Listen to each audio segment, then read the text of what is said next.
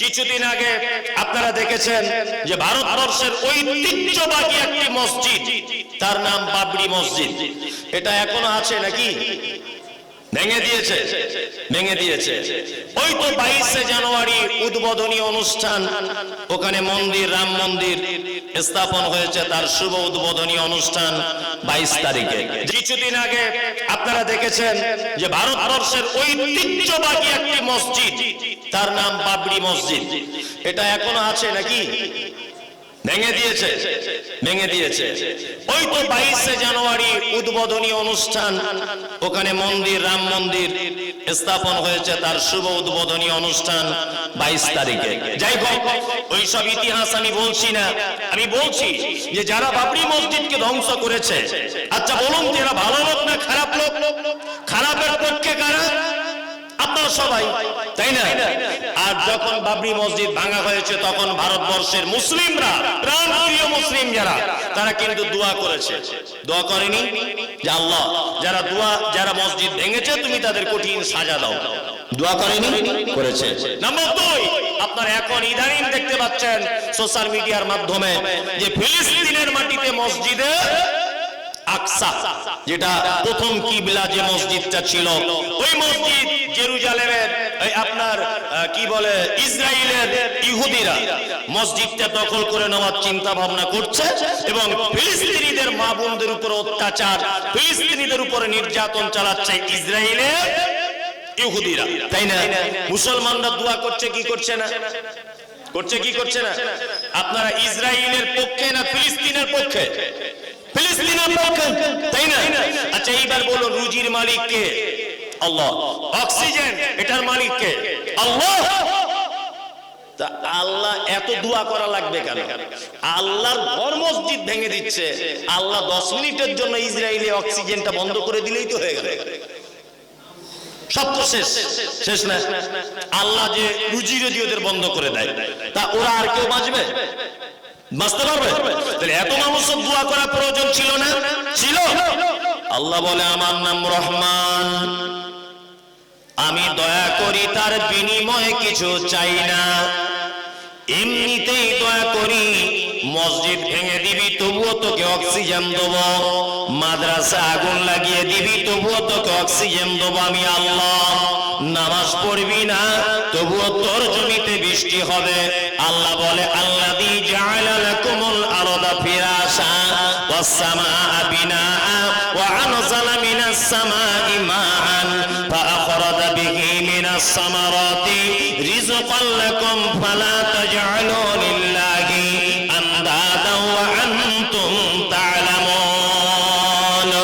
চৈত্র মাস চলে যাবে, বৈশাখ মাস চলে যাবে, জ্যৈষ্ঠ মাস চলে যাবে, আষাঢ় মাস যখন পড়বে আমি আল্লাহ আসমানকে বলে দেব মুষলধারে আসমান তুই বৃষ্টি বর্ষণ কর।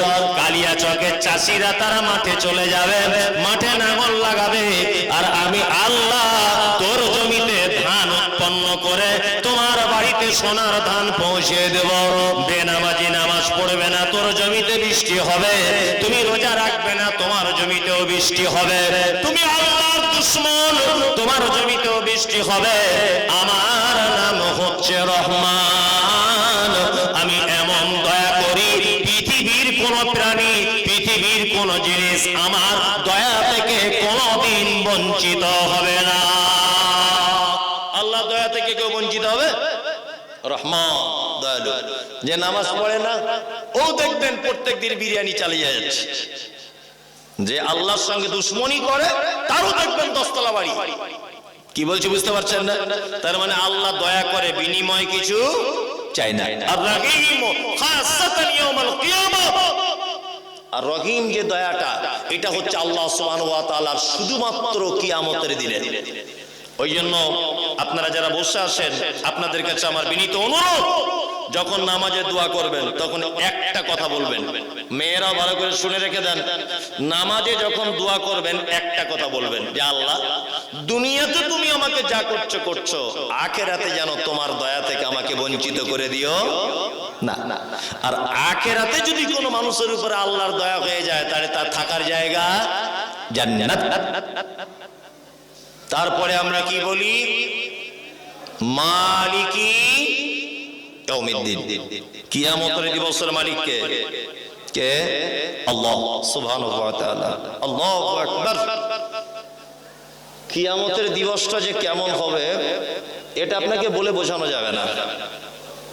মানে আমি অনেক সময় আবেগে বলতে পারি না, মানে বলতে গেলে মন খারাপ হয়ে যায়। কিয়ামতের দিবসের বর্ণনা আল্লাহ যেভাবে দিয়েছে কোরআনে, আর আল্লাহ নবী সাল্লাল্লাহু আলাইহি ওয়াসাল্লাম যেভাবে কোরআন হাদিসের ভিতরে কিয়ামতের বর্ণনা দিয়েছেন, এটা যদি একটা একটা করে নিখুঁত ভাবে যদি আলোচনা পর্যালোচনা যদি করা যায়, তা কঠিন হৃদয়ের মানুষ হলেও তার অন্তর গলে যাবে। जमीन अगर पत्थर हो तो बारिश से क्या होगा, दिल अगर पत्थर हो तो तकरीर से क्या होगा। কারোর অন্তর যদি পাথর হয়ে যায় তার কিছু হবে না, কিন্তু যার ভিতরে ঈমান বলে কিছু আছে তার মন গলে যাবে। আপনারা জানেন কিছুদিন আগে তুরস্কের মাটিতে একটা ভূমিকম্প হয়েছিল, দেখেছেন? বিজ্ঞানীদের ভাষা হচ্ছে যে এই ভূমিকম্পটা মূল মাটি থেকে ৮,০০০ ফুট নিচেতে এই ভূমিকম্প উৎপত্তি। কি বললাম বুঝলেন? আমি কলম পত্রিকা থেকে আপনাকে বলছি, একদম কারেন্ট কথা। মূল উৎপত্তি কোথায়? মাটি থেকে ৮,০০০ ফুট নিচে। এই ৮,০০০ ফুট নিচে যারা বসে আছেন, বিনীত অনুরোধ আপনি আমার দিকে তাকান। কিয়ামতের বর্ণনাটা আপনাকে বলছি, দেখুন। মায়েরা যারা আছেন দয়া করে বলছি ডিস্টার্ব করিয়েন না, আপনি আমার দিকে অ্যাক্টিভ হন। কিয়ামতের বর্ণনা সেই দিন এই উপরে কারা চিল্লামিল্লি করছে? কারা এই উপরে স্কুলের উপরে কারা আছেন ভাই? খাওয়া দাওয়া হচ্ছে, ঠিক আছে। এত সুন্দর একটা পরিবেশ নষ্ট হয়ে যাবে? জানতো আপনি? জানতো? এত সুন্দর একটা পরিবেশ নষ্ট করিয়েন না। খাওয়া দাওয়া হচ্ছে, ঠিক আছে, খাওয়া দাওয়া হোক, অসুবিধা কি আছে? এত সুন্দর একটা পরিবেশ এই বছরের, আমি তো বলবো যত জলসা করেছি আজকে শ্রেষ্ঠ পরিবেশ এটা, আলহামদুলিল্লাহ। এত সুন্দর পরিবেশ পাওয়া যায় না। যাই হোক, মানে কিয়ামতের বর্ণনা দিচ্ছিলাম। তা ওই আপনার তুরস্কে যে ভূমিকম্পটা মাটি থেকে কত ফুট নিচে বললাম? ৮,০০০ ফুট। মূল ভূমিকম্প ৮,০০০ ফুট নিচে। তার ফলশ্রুতিতে উপরের বিল্ডিং গুলো থর করে কাঁপতে কাঁপতে সব ধূলিসাৎ হয়ে গেল। দেখেছেন? অজস্র মানুষ মারা গেল, অজস্র গৃহপালিত পশু সব শেষ হয়ে গেল। দেখেছেন না? দেখেছেন? এটা দুনিয়ার ভূমিকম্প। আর কিয়ামতের দিনের ভূমিকম্প আল্লাহ তাআলা কি বলছেন? আল্লাহ তাআলা বলছেন, ইজা জুলজিলাতিল আরজু জিলজালাহা ওয়া আখরাজাতিল আরদু আসকালাহা। কিয়ামতের দিবসের ভূমিকম্প হবে এত ভয়ঙ্কর ভূমিকম্প। আল্লাহ সুবহানাহু ওয়া তাআলা বলছেন যে মাটির তলায় থাকা জিনিসগুলোকে উপরে তুলে দেওয়া হবে। আল্লাহু আকবার। ঢালাই মেশিন দেখেছেন? বাড়ি পাথর সিমেন্ট দিয়ে এইরকম ভাবে ঘোরানো হয়, হয় না? উপরের মাল নিচে, নিচের মাল উপরে। ঠিক কিয়ামতের দিনের ভূমিকম্পটা এইরকম ভাবে হবে। শুধু এই নয়, আল্লাহ সুবহানাহু ওয়া তাআলা কিয়ামতের দিনের বর্ণনা দিতে গিয়ে বলছেন, ইয়া আইয়ুহান নাসু তাকু রাব্বাকুম। হে মানুষ, তোমরা আল্লাহকে ভয় করো। ইন্না জালজালাতাস সাআতি শাইউন আযীম। নিশ্চয়ই কিয়ামতের দিবসের ভয়াবহতা বড় কঠিন ভয়াবহতা। কেমন ভয়াবহতা? আল্লাহ তাআলা বলছেন, ইয়াউমা তারাউনাহা তাযহালু কুল্লু মুরজিআতিন আম্মা আরজা ওয়া তাযাউ কুল্লু যাতি হামলিন হামলাহা ওয়া তারান নাসা সুকারা ওয়া মা হুম বিসুকারা ওয়ালাকিন আযাবাল্লাহি শাদীদ।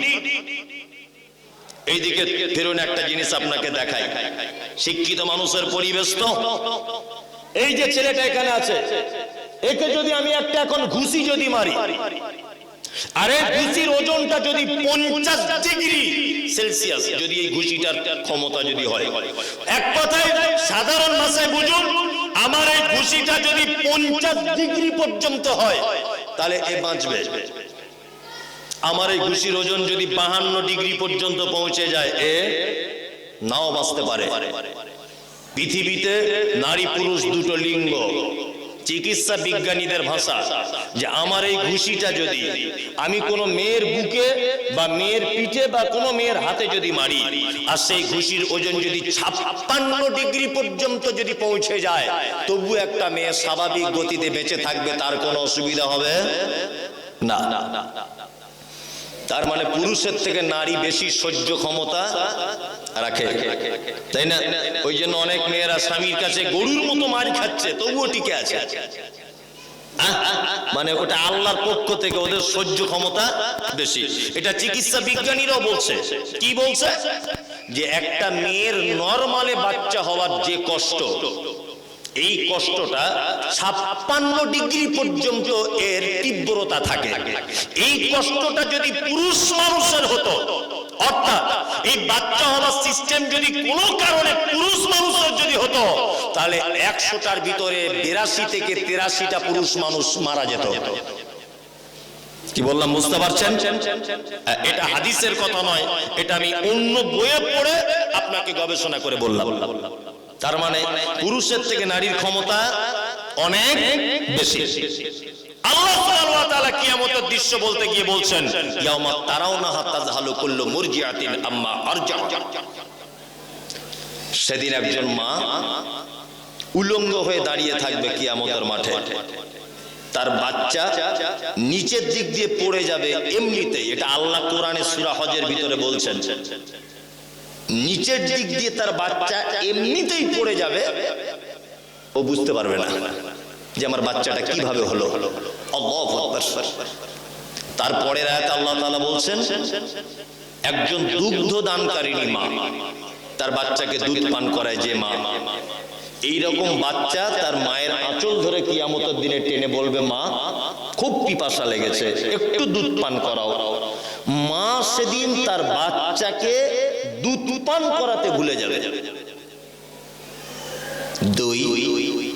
3 নাম্বার, আল্লাহ তাআলা বলছেন কিয়ামতের দিন মানুষকে দেখতে পাওয়া যাবে মানুষ যেন সব মাতাল।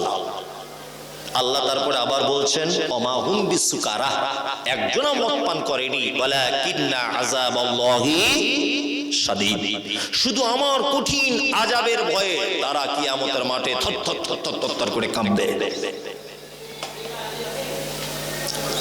আল্লাহ নবী সাল্লাল্লাহু আলাইহি ওয়াসাল্লাম তিনি বলেন, কিয়ামতের মাঠে নারী উলঙ্গ অবস্থায় থাকবে, পুরুষ উলঙ্গ অবস্থায় থাকবে। আম্মা জান আয়েশা সিদ্দিকা রাদিয়াল্লাহু তাআলা আনহা তিনি বলছেন, পুরুষ উলঙ্গ অবস্থায়, খাতনা বিহীন অবস্থায় কিয়ামতের মাঠে দাঁড়িয়ে থাকবে, নারীও উলঙ্গ হয়ে কিয়ামতের মাঠে দাঁড়িয়ে থাকবে। আম্মা জান আয়েশা বলছেন, আল্লাহর রাসূল, নারী যদি উলঙ্গ হয়ে থাকে, পুরুষ যদি উলঙ্গ হয়ে থাকে, তাহলে কি পুরুষ নারীর দিকে দেখবে না আর নারী পুরুষের দিকে দেখবে না? আল্লাহ রাসূল বলছেন, আয়েশা দেখনা তো বহুত দূর কি বাত হ্যায়, আয়েশা দেখা তো অনেক দূরের কথা। একটা নারী যে সেদিন উলঙ্গ হয়ে থাকবে, এটা সে কেউ নেই এখানে দার্জিলিং বেড়াতে যাবে, আসে হয়তো ভয়ে হাত তুলছে না, যে কি জিজ্ঞেস করবে তার ঠিক নাই, ঘোড়ার ডিম, লাস্টে বিপদে পড়ে যাবো। তা আমি অনেক জায়গায় যাই বেড়াতে, আমি যে শুধু বক্তব্যই রাখি তাই নয়। গত বছরে দার্জিলিং গেলাম, সুন্দরবন গেলাম, গ্যাংটক, বিভিন্ন জায়গা, সারা ভারতবর্ষের যত জায়গা আছে সব ঘুরে নিয়েছি। কোন জায়গায় বাদ নেই মনে হয়, 2-1 জায়গা হতে পারে। এদিকে দুবাই, এদিকে বাংলাদেশ, এদিকে সৌদি আরব, অনেক জায়গা, ওমানে গেছি, অনেক জায়গায় ঘুরেছি, ভারত এবং ভারতের বাইরে। তা আমি দার্জিলিং এ গেলাম, দার্জিলিং এ গিয়ে দেখছি যে এখানকার কুকুরগুলোর গায়ের লোম 1 বিঘা করে বড়, 1 বিঘা করে বড়। তো মনে মনে ভাবছি কি ব্যাপার, এখানকার কুকুরগুলোর গায়ের লোম বড়, অথচ কালিয়া চকের খুব ছোট ছোট কেন? তখন বুঝতে পেরেছি, আল্লাহ তোমার নাম রব, এখানে বরফ পড়ে মাঝে সাঝে, ওই জন্য কুকুরগুলো কোথায় থাকবে এটা পৃথিবীর কেউ চিন্তা ভাবনা করেনি। ওই জন্য আল্লাহ তুমি আগে থেকে এদের গায়ে কম্বল সেটিং করে তবে এদেরকে পাঠিয়েছো দার্জিলিং এ। আল্লাহু আকবার।